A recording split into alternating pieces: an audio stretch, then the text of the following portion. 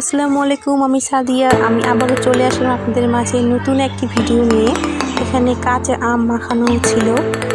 আম মাখাতে যেই প্রসেসগুলো করা হয় সেগুলোই হচ্ছিল এখানে।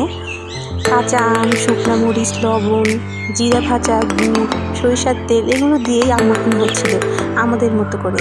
অনেকে অনেকভাবে আম মাখিয়ে খায়, কিন্তু আমরা এইভাবে আমগুলো মাখিয়ে খাই।